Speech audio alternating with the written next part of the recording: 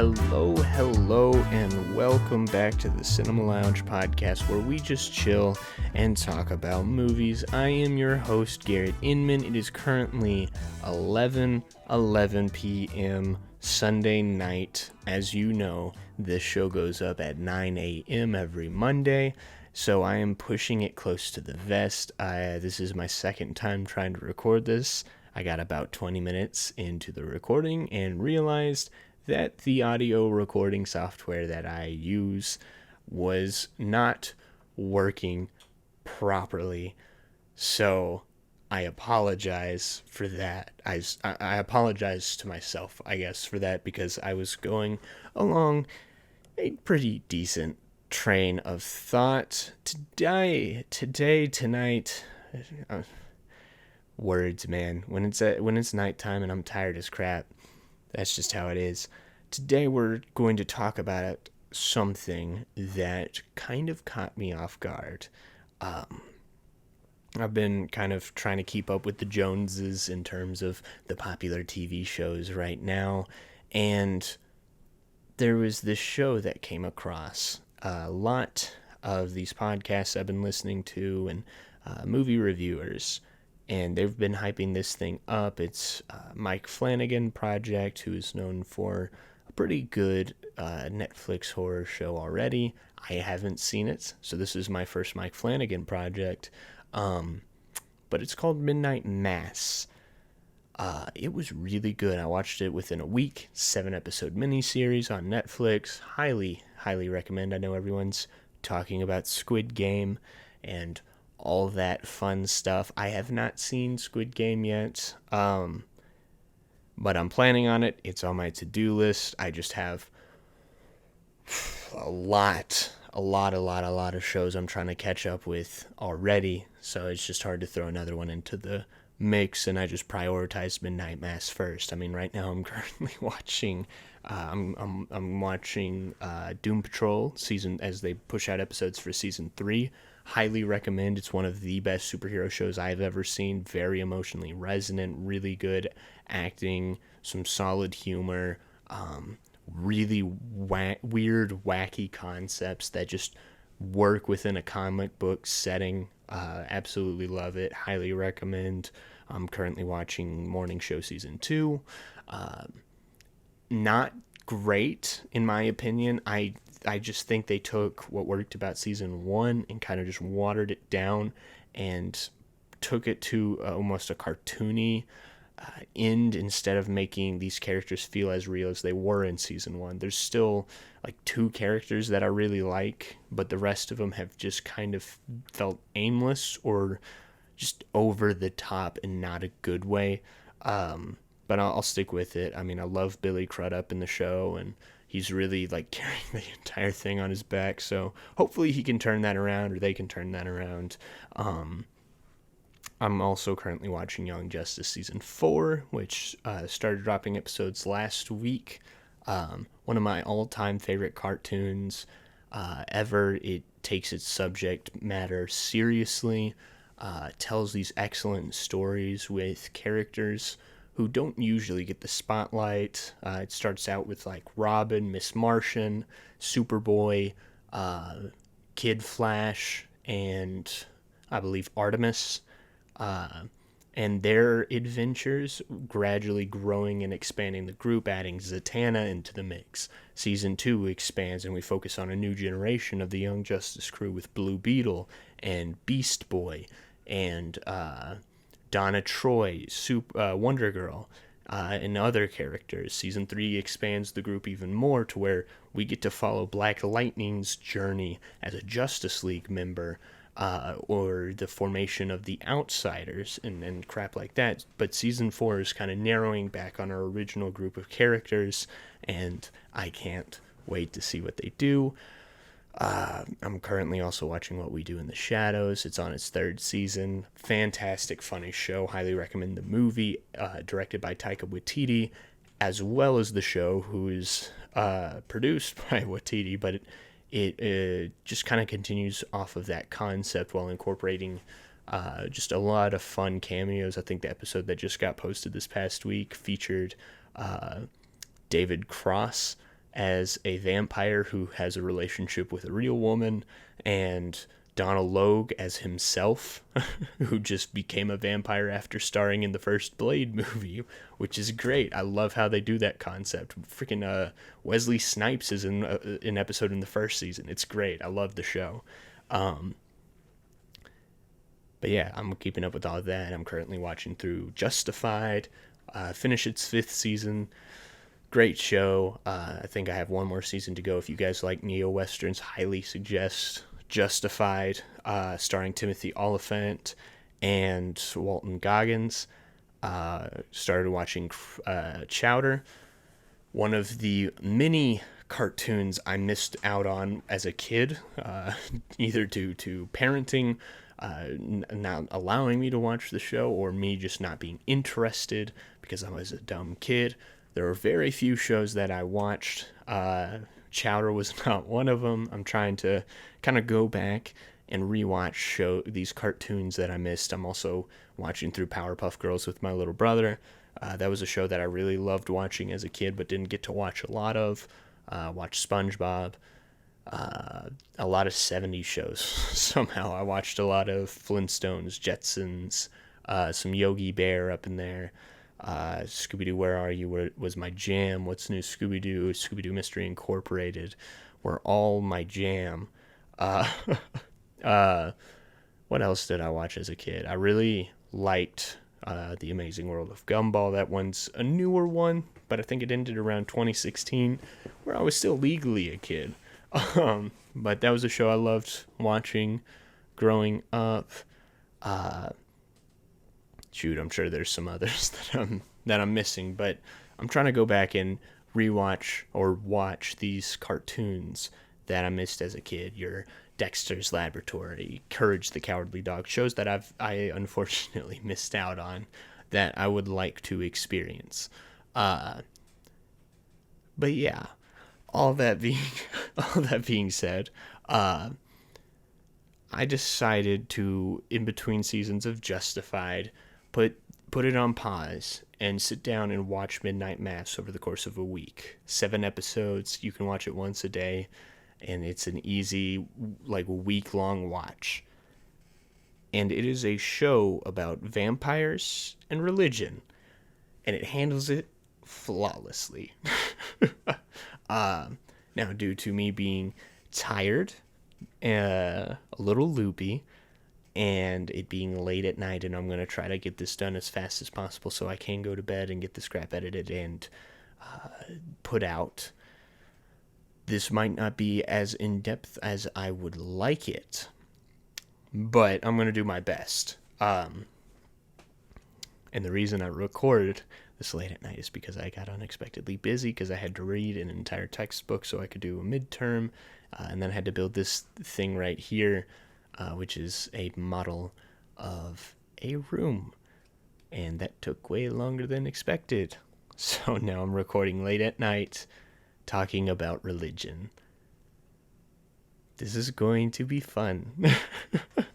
So, a more in-depth premise, let's say, of Midnight Mass is that I think it's like a consignor,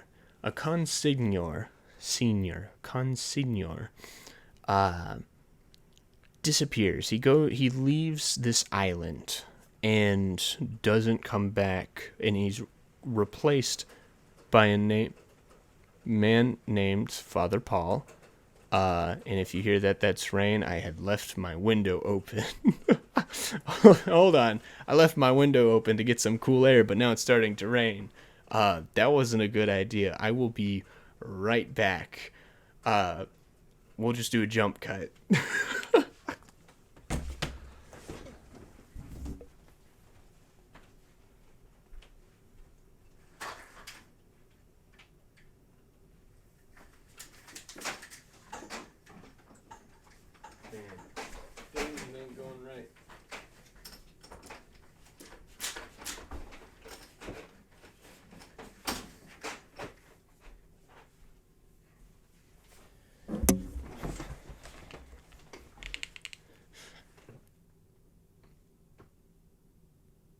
All right, we're back. Sorry about that, folks. That was did not expect for it to rain tonight. Where was I? All right.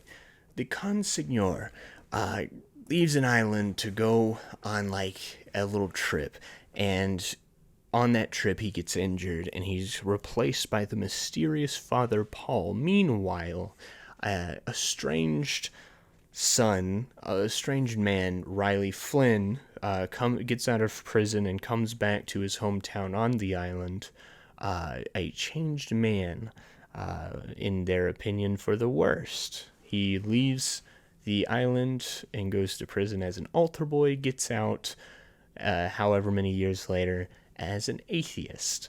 Also returning to the island is Erin Green, who was a very out there, rambunctious girl, but coming back, she seems to be a bit more secure in her faith, but she did get pregnant, I think, out of wedlock, and she's intent on raising this child as her own. Really good show. that's what I'll say up front. I think this is a really good show with a really good cast of characters. The first episode, I think, establishes this small town really well, getting to know all the characters, whether it be Aaron coming back home, Riley, the atheist, coming back home to this island full of very devoted Catholics, Bev, who is this staunch nun. I think she's a nun. I'm not entirely sure what her role is, but she acts like a nun, so I'm going to say she's a nun.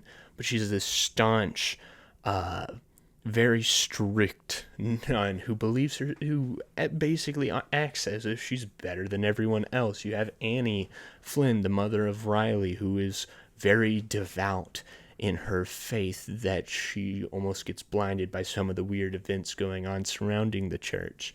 You have Warren, who is a young boy, little brother of Riley, who is now an altar boy, going off on his own adventures with other local children like Uker and Ali. Ali is the son of the new sheriff in town, named Sheriff Hassan, who is Muslim. And so that creates some conflict, especially with Bev, as now we have an atheist, a woman who had a child, who's going to have a child out of wedlock, and a Muslim interacting with a group of very devout Catholic people. You also have Lisa, a girl who is crippled and is wheelchair bound. Dr. Sarah Gunning, who you find out to be lesbian. You also have her mother, Mildred, who goes through some changes of her own. I'm trying to be a little vague here because I do want you to go watch this show. I do think this is like an Infinity Train type deal. I want you to go see this because I don't think enough people have seen it. I don't want to spoil everything. I'll get into spoilers later. You have Sturge, who's kind of in charge of all the docks on the island. People like Ed, father of Riley, who is devout, but he doesn't have rose-colored glasses about everything that's going on. And then, of course, you have Father Paul. Father Paul is the best character in the show, in my opinion. The more you find out about him, the layers peeled back on his backstory and his relationships and why he's there is so fascinating.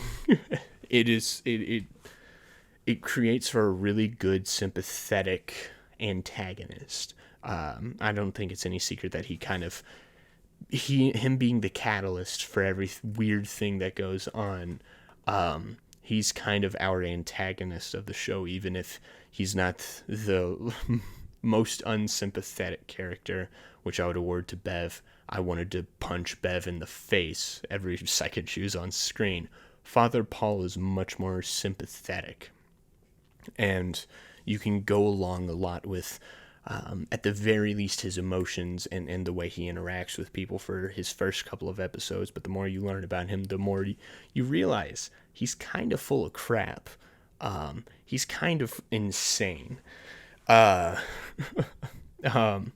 And The way vampires come in is that there is a vampire on the island credited as the Angel, as he's kind of viewed as this angelic figure. He's not viewed as a vampire or a demon.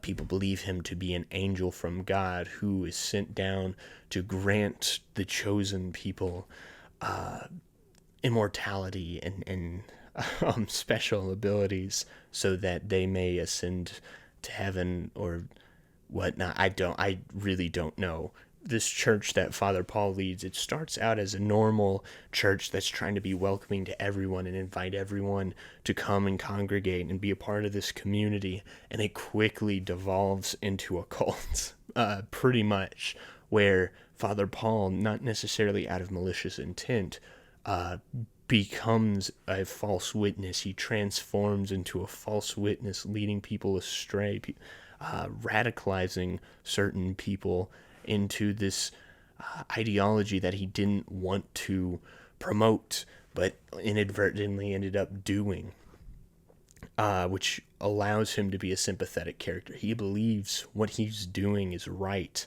and only when it's too late does he realize he's wrong, and pandemonium ensues. And I guess with that, spoilers. Go watch the show, pause it right now. It is really good, worth your time.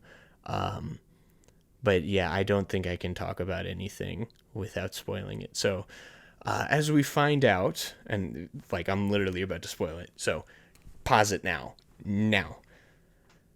Alright, now that everyone's gone, who has not seen the show yet, Father Ball turns out to be the consignor who left the island. So he's this guy all along. He bumped into the Angel, the vampire, who bit him and drank his blood, and then in turn fed him his blood so he could become immortal and become like a vampire.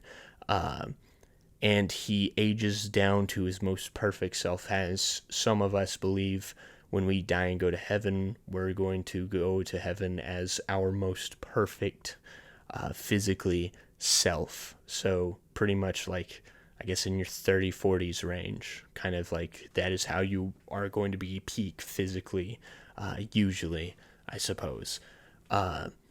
So he ages down to becoming Hamish Linklater, who, by the way, did a fantastic job.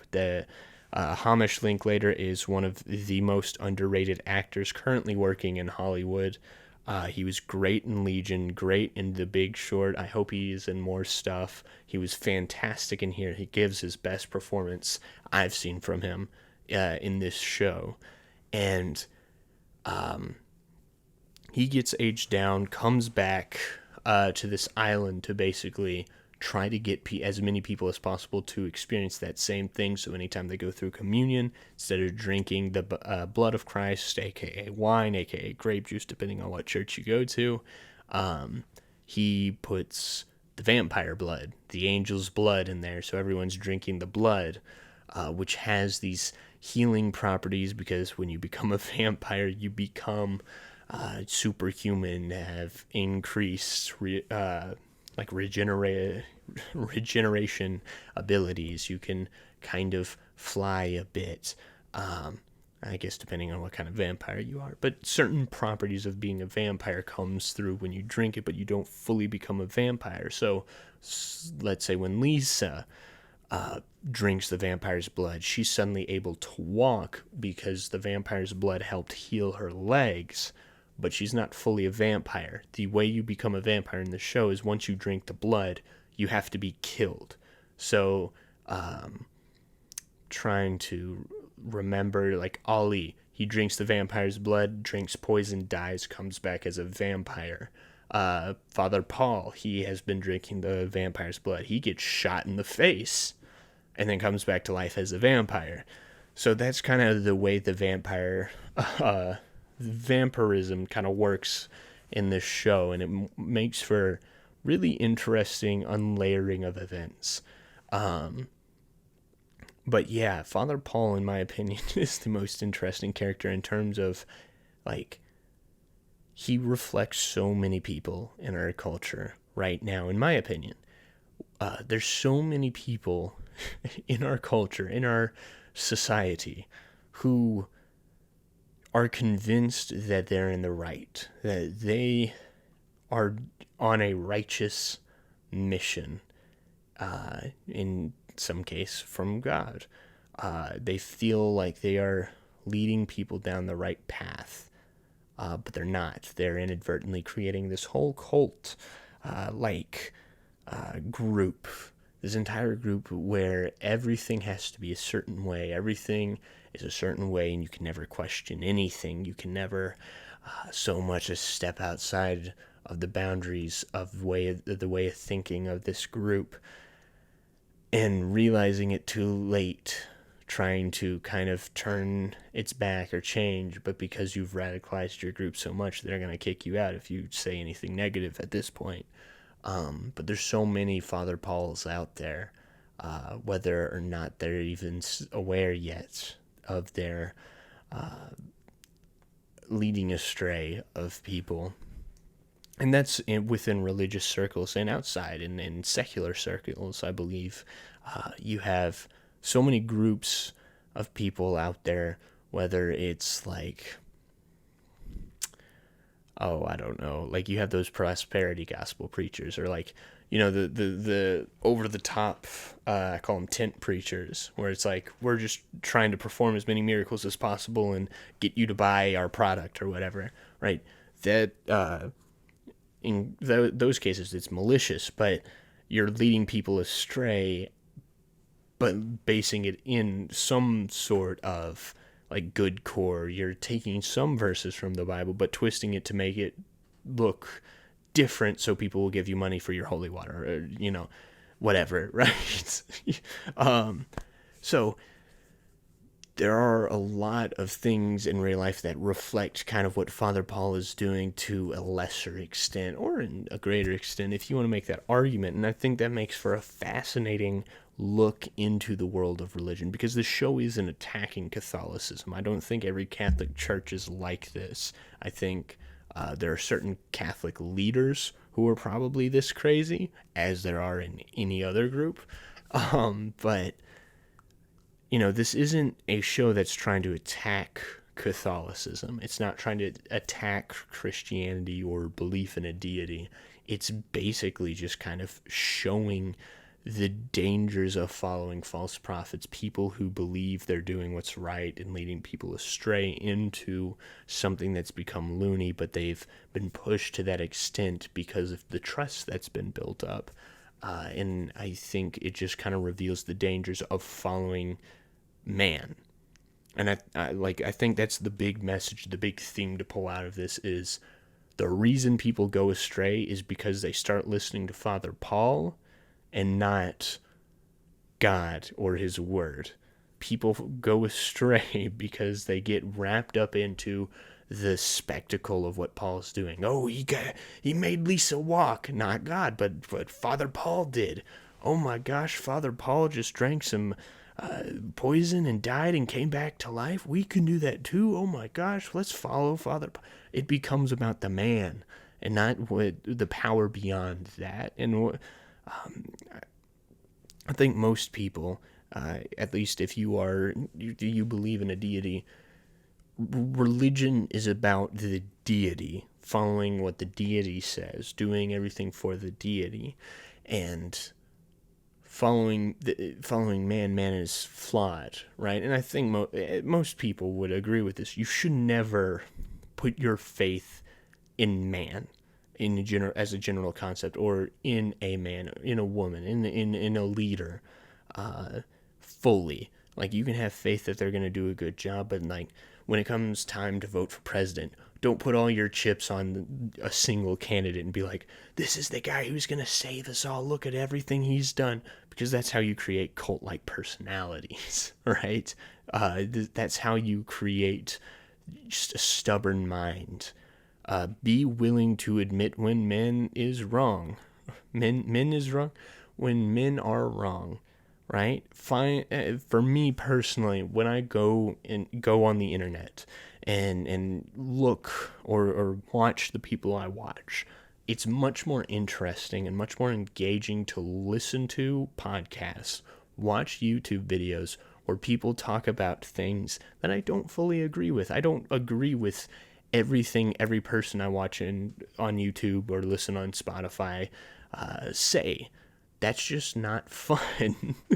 It's much more engaging to listen to a podcast and go, oh yeah, no, I agree with that, but what you're saying here, I don't know if I agree. Like, you're constantly engaging with the content, which makes the content in and of itself more engaging, and that creates this furtherment of being able to think critically. And what happens with this kind of stuff is that you just kind of boil it down to, well, anything this man says goes, and so I'm going to base my entire belief system, I'm going to base my entire ideology off of what a dude says, which I think is wrong.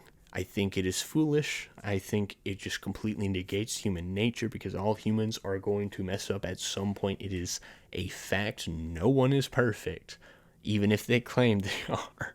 So don't put your faith in a man, right? Put your faith in something that is bigger than a man, whatever that ends up being. Of course, you know me, I am a Christian, so I would say put your faith in God, but whatever it ends up being, find something that is greater than yourself, greater than a dude or a woman, and that is how better change happens. That is how messages are spread. That's how community is created, is by coming together with the idea of serving something bigger than yourselves rather than coming together to serve a person. And I think this was kind of highlighted here through Father Paul's story. I mean, that covers a lot of what my main thoughts coming out of it are. I already mentioned Bev Keane. I wanted to punch her in the face.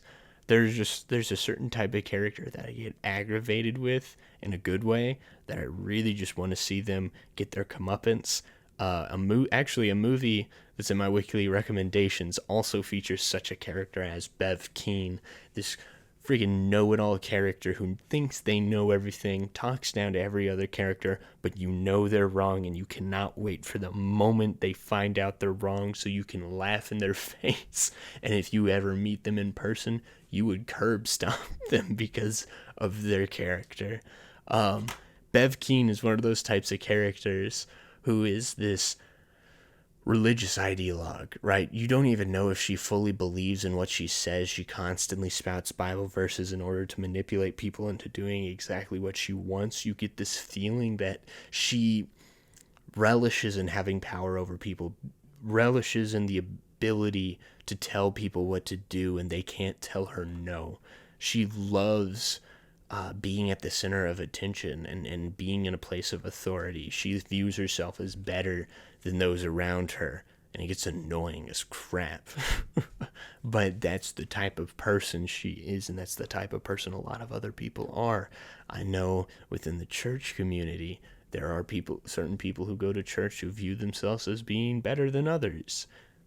They view themselves as morally superior because, well, at least I don't watch porn, or at least I don't go home and fantasize about women, or at least I don't sag my pants and pierce my ears and say curse words. I don't drop F-bombs, but then I'll go home and gladly say asshole.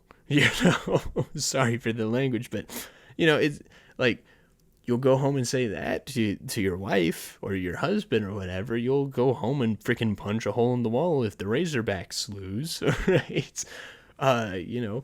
These people who have it in their minds that they're better than other people because they don't have the worst sin or whatever, when A, all sin is equal in God's eyes, but B, you fail to recognize your own faults, and that makes you not a better person. It almost makes you worse in the landscape of humanity, in terms of, at the very least, when people recognize their problems and even try to work to better it, you should encourage that. But instead, there's this judgmental air of, well, that person's addicted to drugs. Yeah, they know they're addicted. They're trying to get help. You're just sitting there judging them when you have your own skeletons in the closet. Mr. Jenkins, I know you go home and you click on freaking Brazzers or whatever, right? You shouldn't be talking about Jimmy's heroin addiction. He's trying to get some help. You're not. You're just hiding everything from people, presenting yourself as being better, which makes me like you less. And that's kind of the character Bev is she's this embodiment of people who become too ritualistic with church and with religion. It's all about the process. It's all about the power. It's all about being better than other people rather than bettering yourself and being a part of a community that helps each other be better, work through struggles, being sympathetic and empathetic towards one another, being able to engage in open discourse about the things you struggle with. And I lost my train of thought there, but pretty much just she embodies this person who values the tradition and ritual of church and making herself better than other people via that tradition and ritual rather than recognizing the actual value of a church body and a church community. At least that's how I took it. Another character that I found very interesting that I mentioned briefly was Sheriff Hassan.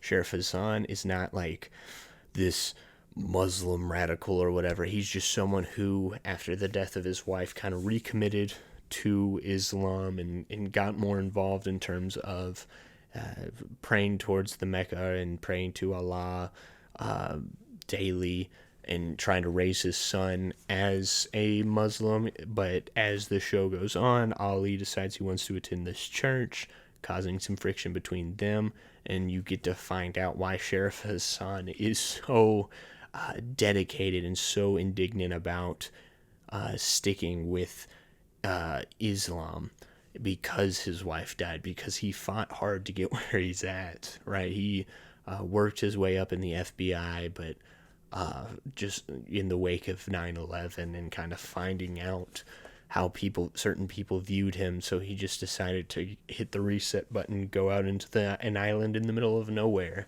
right? He's just this guy desperately trying to honor his wife while also trying to find his place in the world along with his son. And it makes for a very compelling character arc. He's almost like this outsider in a town full of religious zealots, right? He's the one who stands out because he believes in a different religion. And I feel as though a lot of conflicts are between religion. Yes, generally I feel like people can identify, like Christians and Muslims, at least on a baseline, typically agree on more. In terms of, at the very least, both of you guys believe there's a deity that sets forth specific guidelines in order to live by, while like a Christian and an atheist would probably have a bit more of a theological clash because one person believes that there is a deity, the other person completely rejects the premise, which makes for a lot more stricter clash. At the very least, both a Muslim and a Christian can accept start from the premise of a deity and go from there. But somehow there's more conflict between Muslims and Christians instead of like Christians and atheists, or whatever. Typically atheists kind of just do their own thing while Muslims and Christians and Mormons and Catholics kind of squabble in a corner. But that's kind of what Hassan is. Hassan is the religious outsider. Riley is kind of like the anti-religious person, the person who rejects the premise.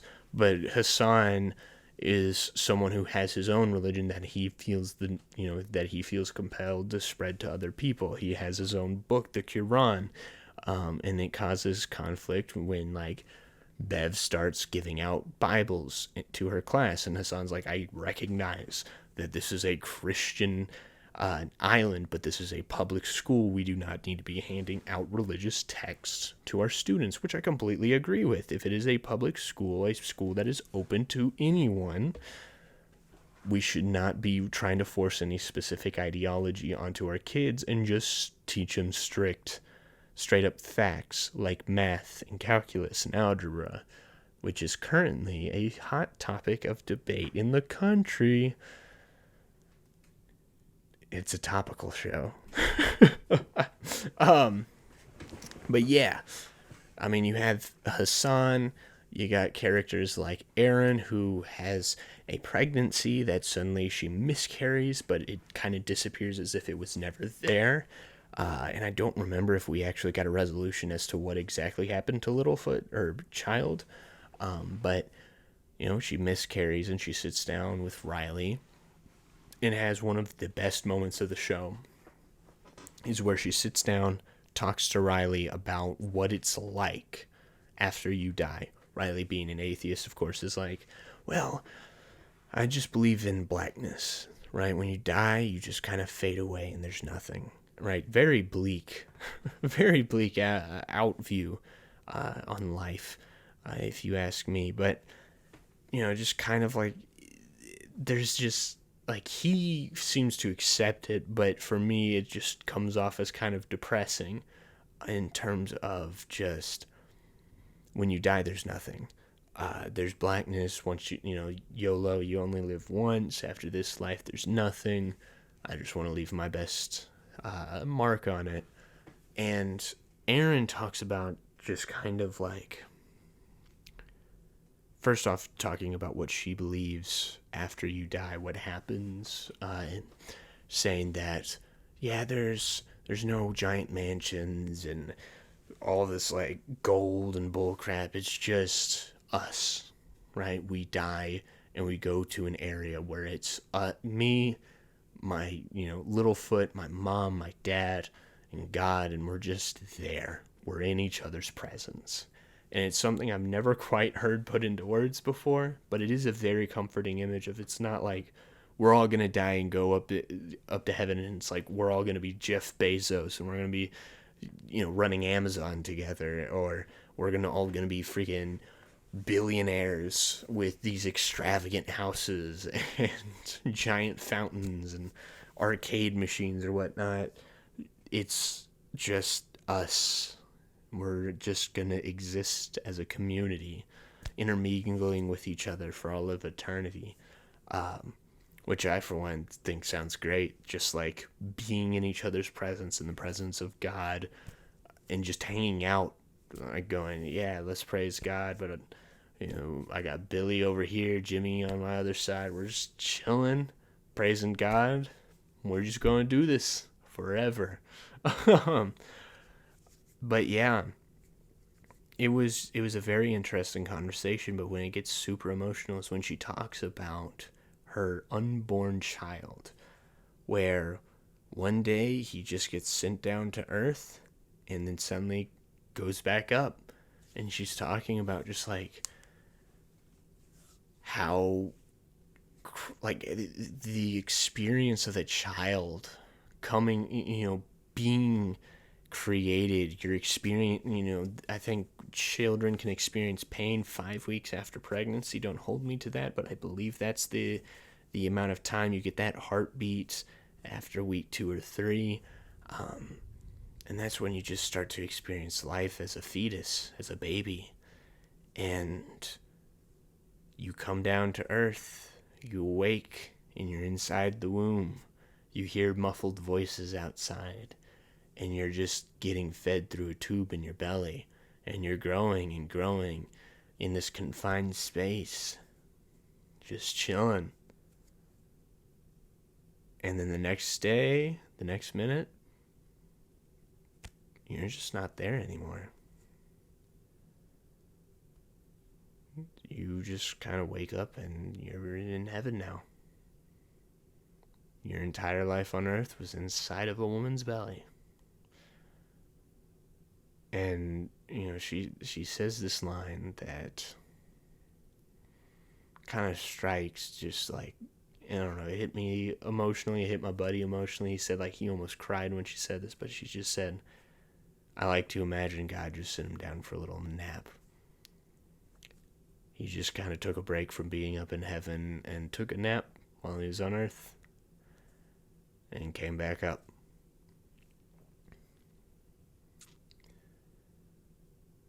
I can never know what it feels like to have a child inside of you.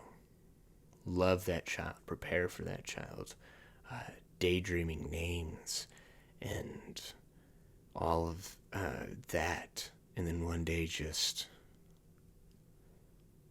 the life that was once there not being there anymore.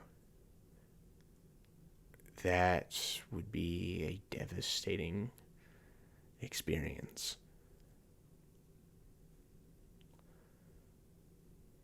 And you feel that emotion. You feel that grief and that pain.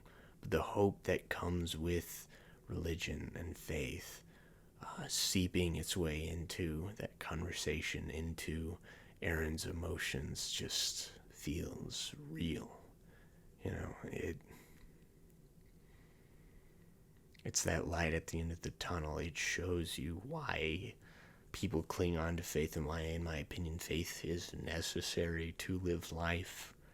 Is in the deepest, darkest pits of your life, you will always, if you have faith, if you have that faith, that relationship with a higher power, in my case with God, there's always someone there to pull you out. There's always that peace, that faith, that hope that things will get better, that confidence that things will get better. I guess my best comparison would be almost a year ago, probably like 10 months, something like that, 10, 11 months ago. My family went through some trials of our own. Actually, a month prior to this incident, a guy I worked with at my church suddenly up and died of a heart attack, which completely caught me off guard. And then a month later, in December of 2020, my mom died after a very lengthy struggle and battle with brain cancer. I kind of chuckle to myself now after Norm Macdonald died, and people sharing the joke about him talking about, it's weird that we say, I can't do Norm Macdonald voice, but he's like, it's weird when we say that so and so lost their battle with cancer. We called them a loser. They fought hard, but they lost. So and so died a loser. that joke comes to my mind now, and for me, humor, levity, helps me deal with a lot of the crap in life. I'm not a very serious person. I'm usually someone who's just kind of like cracking up. If something awful happens, I'm usually the first person to make a joke of it, maybe even too soon sometimes. Just that's the way my brain works. I have a very dark sense of humor, which kind of helps with this kind of stuff. But we went through this whole thing, right? Caring for her, putting her in hospice, and just one moment she was there, and the next, gone. Right? The soul, the life that was in this human was no longer there. And, we all deal with grief in our own ways. But there was a weird feeling of peace about a lot of this, right? Where I've seen people's families who've died and they're just bawling their eyes out. There's this feeling of hopelessness when you're there with them, you're trying to comfort them. I could tell sitting with my family that because of this faith, because of this hope, we weren't all, like, obviously there's grief to go along with that, but we all felt at peace because we knew where she was at. We knew that we would see her again. And you get stuck in this hole of grief or guilt or whatever it is, addiction, depression, you always have at least one person looking out for you. It helps to have that community who will come together, most certainly. But at the end of the day, even if there's no one else, you still have God, if you have that faith. And that's what helped a lot with me, was just being able to go, she's with him now. I don't really have to worry because I'll see her again. It's what the trailer from Nomadland, right? Where the nomad guy was like, when you're on the road, it's never what is it? It's like, we never say goodbye. We always say we'll see you down the road, and that's kind of how it is. At least with me, and I'm sure it's the same with my family. It's not goodbye. It was just, we'll see you down the road. And that's kind of the impact of faith, right? You could say it's a cope, or, this coping mechanism to deal with all these complex feelings. And if you want to say that, more power to you. But for me in my house, to quote the first part of a verse from Joshua, we have that hope. We get to experience peace about it and not wallow in the experience for too long, right? We had an adjustment period, and now we're doing fine. We're going to school, we're hanging out with friends, we're doing, I'm doing a podcast, I'm watching movies, I'm doing homework, I'm trying to write a screenplay, right? I'm joking, I'm just living life, right? There's an adjustment period, there is a grieving period, and we have the hope we'll see her down the road. I honestly don't remember how I got started on this rabbit hole.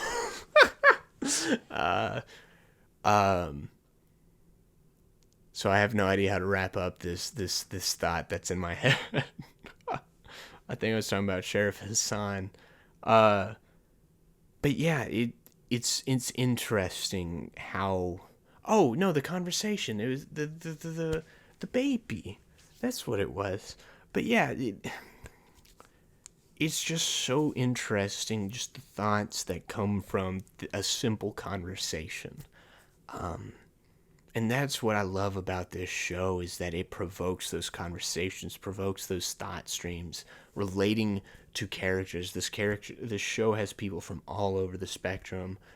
Someone you can kind of plug into, or someone you can recognize within the show, whether it is the religious zealot, the misled leader, the religious outcast, the person who doesn't feel like he belongs, the person who fits into the group but has, everyone in the show is human. Everyone has flaws. Right? I look at this list of people, and Erin had sex out of wedlock, I believe. I'm pretty sure that's her. That's kind of her thing. But she had sex out of wedlock and got pregnant, but she's still going to this church. Riley is an atheist. Annie Flynn is so devoted that she just doesn't recognize the reality of what's happening. She's become ignorant to what's around her. Bev is a religious zealot. Warren is just a kid, just doing doing kid things. He smokes weed. He's a little debaucherous. Sheriff Hassan is quote unquote the wrong religion for the island. Right? He believes in something that no one else believes in. Lisa is crippled, and I know that's not like a character flaw or whatever, but it's just something that physically, character or otherwise, right? She's someone who's been crippled. She's wheelchair bound. She doesn't fit in with people who walk, right? There's something that makes her stand out in the crowd, something that can make her be looked down upon in certain religious circles. Dr. Sarah Gunning, like I said, is lesbian, which, you have that whole issue within the church, in between churches. Mildred is also someone who had a child out of wedlock. Ali is also Muslim, but he comes into conflict with his father trying to fit in with his friends. Sturge is someone who was a sheep who got misled. Um, let's see. I mean, Dolly was also a misled sheep. Ed was a man who he's kind of like a doubting Thomas, right? Who eventually gets to find the right path, and then obviously Father Paul is a misled sheep in and of himself, but becomes a blind man leading the blinds. And all these characters are human. All these characters have their different flaws or different qualms with Catholicism one way or another, whether it is, breaking the covenant in certain ways. Each of these characters in some way contradicts the text that they follow, or in Riley's case, doesn't follow.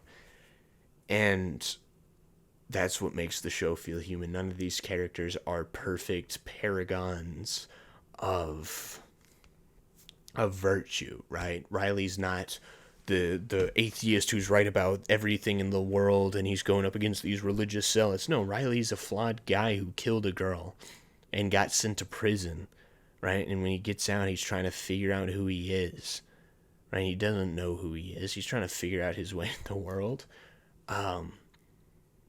It's a show about humans and their relationship with religion and faith and belief. But it's also a show about vampires, which I barely touched on because the vampires really don't come in until the last couple of episodes. I guess I did talk about them in terms of like all the townsfolk turn into vampires, and vampirism almost becomes like this enabler, right? Where I really liked how Ed and Annie became vampires and weren't giving in to their base instincts to kill humans and drink their blood. Everyone else is going crazy and sucking blood and going, "Oh, you smell good," and then Ed's like, "No, they're just animals. They have no self-control. They pretend like they've ascended, but then they just use it as an excuse to be bad people, right? They use it as an excuse to be monsters." Once again, another commentary on certain religious people who use religion and twist religion around as an excuse to justify their evil actions or the things they say or the hatred they spew.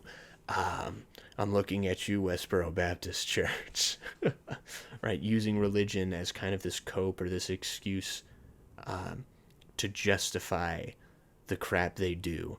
And that's kind of what it devolves into, right? The people who've been turned into vampires, they believe they're right. They believe that it's their responsibility to turn everyone into vampires, and drink blood and give in to this base instinct and have zero self-control. But Ed and Annie manage to exercise self-control, and in the end, they're the ones who lead the Normal Islands people who realize they were also wrong. In a song of prayer, a hymnal, kind of almost recommitting themselves to God. I think they sing "Closer, My God, to Thee." Right? They're basically like, we're gonna die. We wanna get our minds right. Right? We were led astray. We're gonna die regardless. We're coming closer, my God, to Thee, both in the spiritual sense and both in a literal sense, as they watch the sunrise and they all get freaking disintegrated. Almost every character by the end becomes vampires except for Lisa, Warren. They escape, get on a boat, and head out. Everyone else dies. Either they were turned into vampires and get effing disintegrated. Hassan gets shot and bleeds out as his son disintegrates. Bev is the only one who doesn't accept her fate and desperately tries to dig a hole, revealing her cowardice, right? For all of her big talk, she also was trying not to become a vampire when everyone else was. She hid in the back room because she knew what this entailed, right? She was this coward who didn't fully believe what she said. She just went along with it to exercise her control over people, and in her last minutes, she acts like a effing coward rat, like the hoe, like the freaking words for you, like the hoe she is.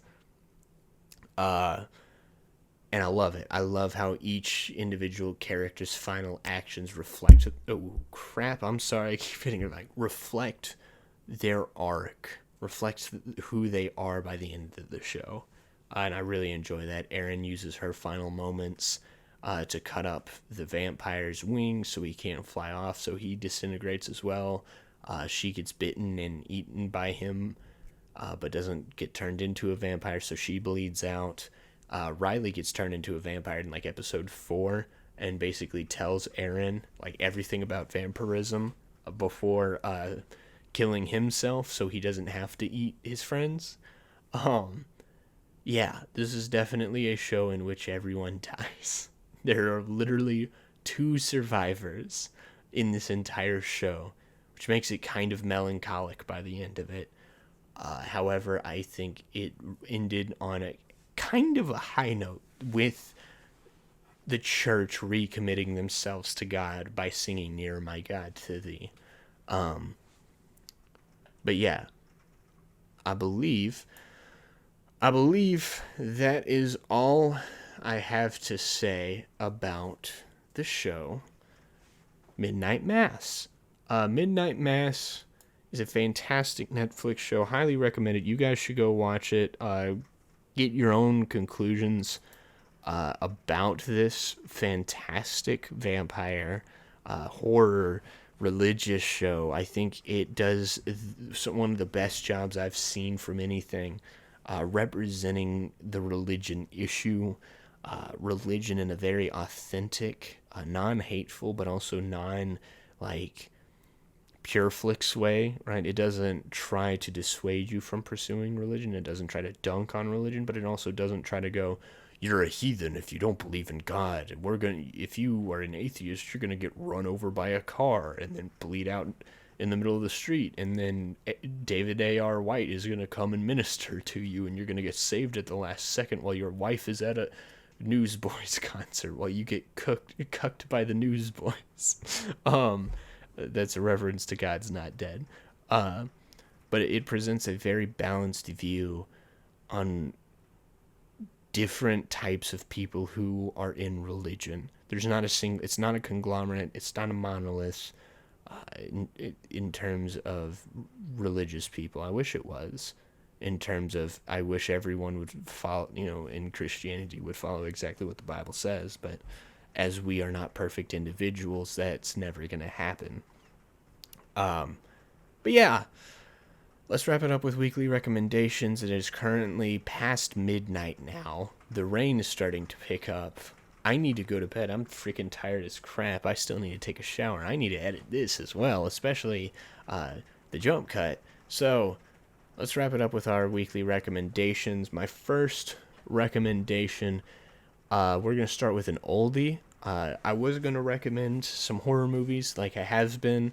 The issue is I've been binge watching all of the Friday the 13th and Nightmare on Elm Street movies this week. And let me tell you something. 85 to 90% of those movies aren't good. I would only recommend like 2 or 3 of them. But the rest of them I just think are garbage. At various levels of garbage. Some of them are entertaining, but it's about it. I think I'm only missing one Nightmare movie, and then about 3 or 4 Friday movies, which I'm sure aren't going to be good anyways. So I'm only going to recommend one out of that group of movies, and that's going to be my horror recommendation for the week, which is Nightmare on Elm Street 3 Dream Warriors. It is the best movie I've seen this week. I didn't actually watch the first movie, so I'm not saying this is better than the first movie. I saw the first movie like 2 years ago in my first annual I'm just going to watch horror movies for October tradition. So I decided to re-pick up on where I left off with the series. And this movie ended up being my favorite out of the Nightmare on Elm Street movies. I highly doubt the 2010 remake is going to be good at all, much less pass this up.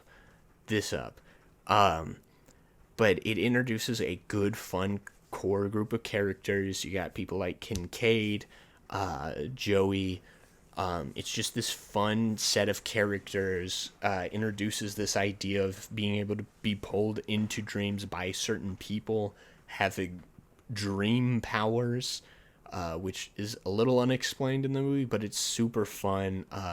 My favorite scene was when it is the first kill of the film in terms of the main core group of characters, where Freddy tears out this kid's veins and uses them as puppet strings to control the kid.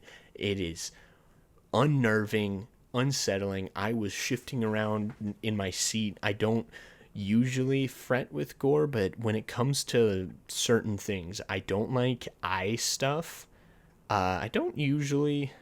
I can usually go along with ear stuff well. Sometimes ear stuff bothers me, but particularly eyes. And then when it comes to veins, my handling of like just like vein tearing people's veins out, or like just shanking something into your vein, especially like on that side of your wrists, I don't sit well with it for whatever reason. And seeing just veins being torn out of this kid and being used as puppets was so unsettling to see, but it was so iconic, especially the final kill. Oh, so good. So if you're gonna watch any Nightmare on Elm Street movies, watch the first one and watch this one, and then I would maybe say Wes Craven's New Nightmare if you want to get a feel for like a prototype for Scream. That's kind of the movie you want to watch. And if you want to watch any Friday the 13th movies, I would say watch the first four. 2 and 3 aren't particularly amazing, but 1 and 4 are pretty solid. Now, 2 more movies I'm going to recommend to you. First, City Lights. I had to watch this for my midterms. And surprisingly, I'm not a huge silent movie person, but this is one of the best silent movies I've ever seen. There's only one movie I would say is better than that, and that is Sherlock Jr. That movie's in my top 100 movies of all time. I love Buster Keaton. But this is like Charlie Chaplin's magnum opus. I mean, the boxing scene alone is hilarious. It is one of the best choreographed sequence I've ever seen in a movie. One of the funniest scenes I've seen in a movie.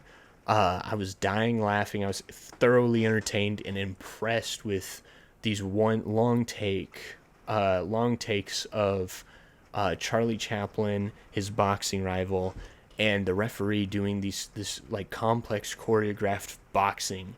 It was fantastic. It's a little episodic, I guess, but I mean that's besides the point. It is a nice little funny love story, heartwarming, and yeah, really enjoyed that one. Highly recommend. And finally, we're going to end with a new movie that I literally just watched today, called The Last Duel. And the reason I'm going to recommend this one, I'm going to recommend you guys more new movies as I watch them. B, because this is a really good movie. It is like the 5th or 6th Ridley Scott movie I've seen. I need to see better movies from him. I've seen Blade Runner, which is pretty good. I think it's a little overhyped, and maybe that was just my state of mind in watching it. I need to rewatch it. I've seen Thelma and Louise, which I think was solid. I've seen Legend, which I thought was bad, and I've seen G.I. Jane, which I thought was mediocre. So this is probably my favorite Ridley Scott movie right now. It's basically just like medieval Me Too, I suppose. A woman accuses Adam Driver of rape, and you basically get to see the story from Matt Damon's character's point of view, who's the husband of the woman, whose name escapes me at the moment, from Adam Driver's point of view, and then from the woman's point of view, leading up to this final duel that is one of the most intense things I've ever seen. Like, I was on the edge of my seat, really like rooting for one of the characters. Fantastic movie. Highly recommend. You can kind of feel the runtime. It's like 2 hours 40 minutes. You can feel it a little bit, but overall really good, really well made. It only made like $1 million in the box office, which is literally less than 1% of how much it cost to make this film. So please go see this movie. Support movies in theaters. support good movies in theaters. And this is a good movie that's in theaters. And yeah, that has been today's episode of the Cinema Lounge. A thunderstorm is starting up right outside, so I imagine you can hear the rain pitter-pattering against my window right now. If not, just pretend like I didn't say that. So we're going to wrap it up real quick so I can take a shower, edit this, and go to bed. This has been the Cinema Lounge podcast. I've been your host, Garrett. We chilled and talked about the new Netflix show, probably one of the best things on Netflix, Midnight Mass, a vampire show about religion. I give it like a 9 out of 10. I love it a lot. And I love you a lot. And I would love you even more if you let me know in the comment section down below what you thought of Midnight Mass. Where are you coming from in terms of how you're viewing the show? Are you an atheist, Christian, Muslim? And how did that impact your viewing of the show? Leave me responses down in the comments down below. If you're watching on YouTube, press the subscribe button, the bell notification. Watching on Rumble, give us a Rumble subscribe. Let us know in the comments as well. And if you're listening on Apple Podcasts, Spotify, or anywhere, frankly, you're listening to podcasts, follow us there. Leave us a 5-star review. I would greatly appreciate it. And yeah, that has been it for me tonight. I hope you guys have a great day. I'm going to get some sleep now. Always remember, man, just treat each other right. Don't put your faith in men. Find something greater than yourselves to follow. And that is how you make real change and good change in the world. I love you all. Have a good night. God bless. I'm going to sing a hymn now.